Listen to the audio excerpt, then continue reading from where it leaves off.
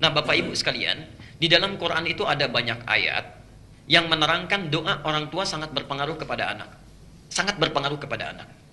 Saya berikan 3 contoh misal, dengan cepat saja. 1, Quran surah ke-7 Al-A'raf ayat 189. Quran surah 7 ayat 189. Insyaallah.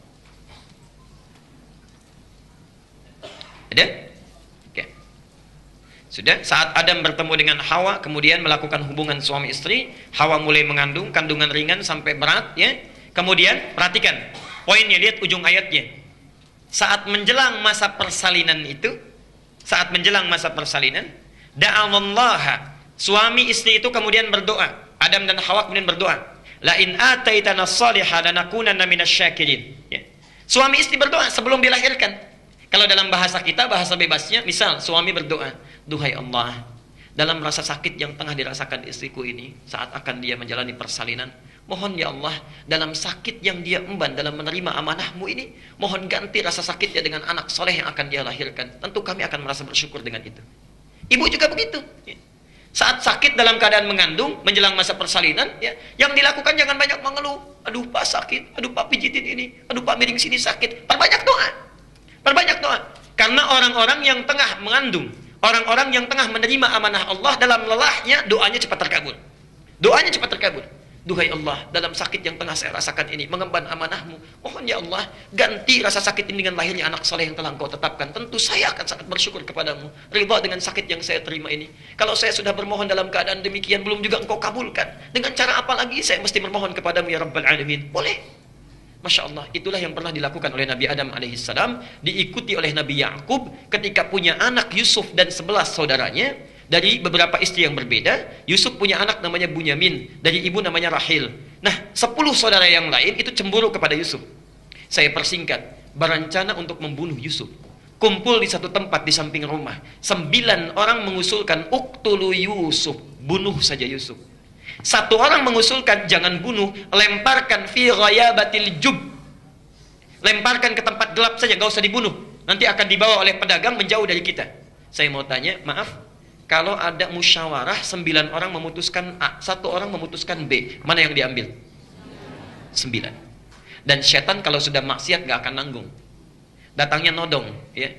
Datang ke angkot mau nodong, begitu teriak nusuk, ya. Nanggung, yang lainnya pun dilukai juga. Setan gak akan nanggung. Tapi yang ini luar biasa. Begitu 9 mengusulkan bunuh Yusuf, yang 1 mengatakan jangan bunuh. Ternyata yang 1 ini yang diterima, bukan yang 9. Yang 1 yang diterima. Apa penyebabnya? Para ulama menyampaikan itu karena doa Nabi Yakub alaihissalam yang sering berdoa supaya Allah bisa menjaga mereka untuk tidak melakukan perbuatan yang keji. Jelas sampai di sini? Ya. Maka saya mohon sebesar-besarnya berdoakan anak-anak kita. Kalau bapak ibu yang belum hafal Quran sampai sekarang, jangan cegah anaknya hafal.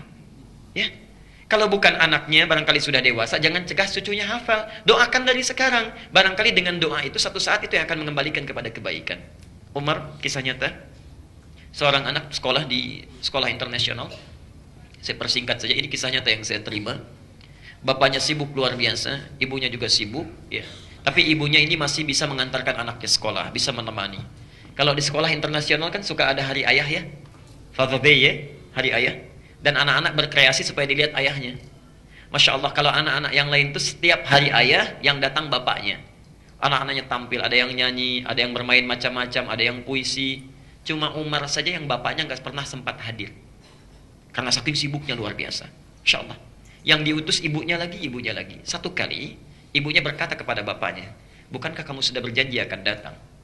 Penuhi janjimu.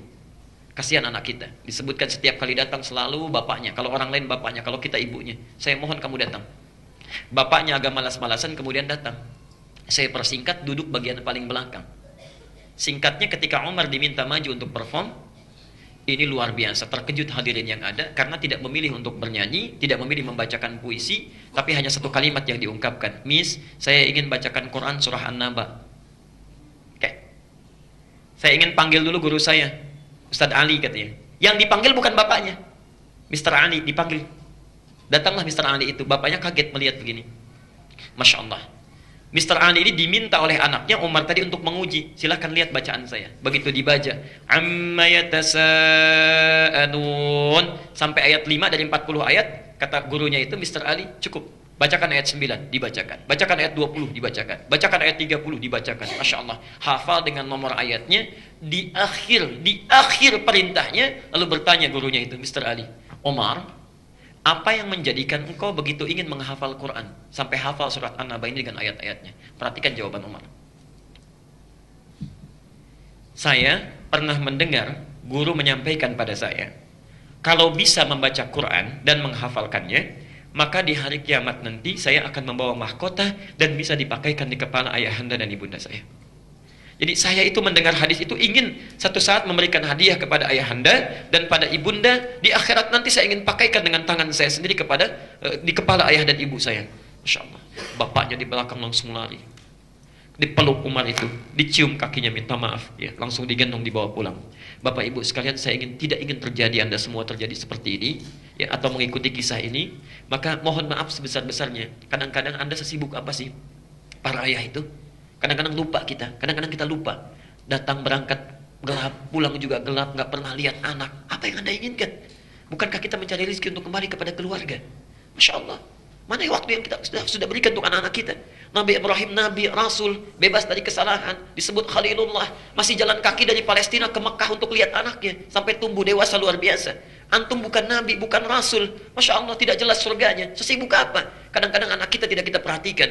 Keluarga menunggu, bahkan Masya Allah 8 jam sudah nunggu-nunggu ingin main. Anda datang ke rumah saja masih membawa pekerjaan kantor. Masya Allah, kapan tuh keluarganya? Ya. Karena itu bertakwalah kepada Allah. Saya kira itulah kisah